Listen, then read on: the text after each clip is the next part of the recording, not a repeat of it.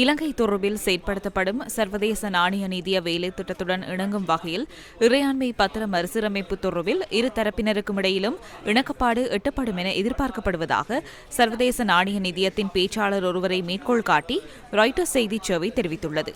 12.5 billion அமெரிக்க dollar பெறுமதியான இறையாண்மை பத்திரங்களை மறுசீரமைப்பதற்கு இதுவரை இறுதி இணக்கப்பாடு எட்டப்படவில்லை என நிதியமைச்சு அண்மையில் வெளியிட்ட அறிக்கையில் தெரிவிக்கப்பட்டுள்ளது.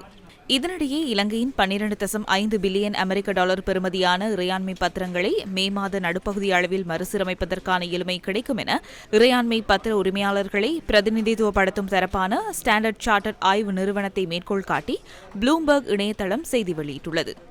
கடன் வழங்குநர்கள் முன்வைத்துள்ள மைக்ரோலிங்க் பாண்ட் முறைமையே இறையாண்மை பத்திர மறுசீரமைப்பை ஏற்படுத்துவதற்கான பிரதான தடையாக காணப்படுவதாக இலங்கை அரசாங்கம் தெரிவித்துள்ளது. இந்த நடைமுறைக்கமைய பொருளாதார வளர்ச்சி உள்ளிட்ட பொருளாதார முன்னேற்றங்களின் அடிப்படையில் இறையாண்மை பத்திர உரிமையாளர்களுக்கான நன்மைகள் தீர்மானிக்கப்படும். எவ்வாறாயினும் இந்த இணக்கப்பாடு தாமதமடைவதனூடாக குறித்த கலந்துரையாடல் இந்த ஆண்டில் நடாத்த உத்தேசிக்கப்பட்டுள்ள ஜனாதிபதி தேர்தல் வரை காலதாமதம் அடைவது தொடர்பில் கவனம் செலுத்தப்பட்டுள்ளதாக பொருளாதார நிபுணர்கள் தெரிவிக்கின்றனர். இதன் காரணமாக இறையாண்மை பத்திர மறுசீரமைப்பு தொடர்பிலான இணக்கப்பாட்டை விரைவுபடுத்துவதன் முக்கியத்துவத்தை அவர்கள் வலியுறுத்தியுள்ளனர். இதேவேளை வாஷிங்டனில் நடைபெறும் சர்வதேச நாணய நிதியம் உலக வங்கியின் அமர்வில் பங்கேற்றுள்ள நிதி ராஜாங்க அமைச்சர் ஷெஹான் சேமசிங்க இலங்கையின் பாரிய நெருக்கடிகளுக்கு வரி வருமானத்தை அதிகரிப்பதன் மூலம் தீர்வு காண முடியும் என தெரிவித்துள்ளார்.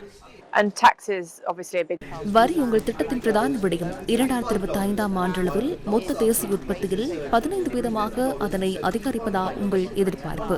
எவ்வாறு அந்த இலக்கை நோக்கி செல்வீர்கள்? Yes, we had the lowest tax revenue. இலங்கை உலகில் மிக குறைந்த வரி வருமானம் பெறும் நாடு. எனினும் எமது வரி வருமானத்தை அதிகரிக்க திட்டம் ஒன்றை நடைமுறைப்படுத்துகின்றோம். வரி நிவாரணங்களை நாம் நீக்கியுள்ளோம். அத்துடன் வரி கட்டமைப்பை விஸ்தரித்துள்ளோம். அத்துடன் பல அரசாங்கங்கள் முன்வைக்க முயற்சி செய்த டிஜிட்டல் மயமாக்கத்தை நாம் அறிமுகப்படுத்தியுள்ளோம்.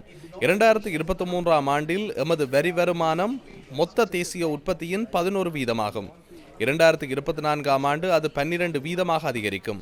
அந்த இலக்கை நோக்கி எமக்கு பயணிக்க முடியும். வரி செலுத்த வேண்டிய அனைவரும் வரியை செலுத்த வேண்டும்.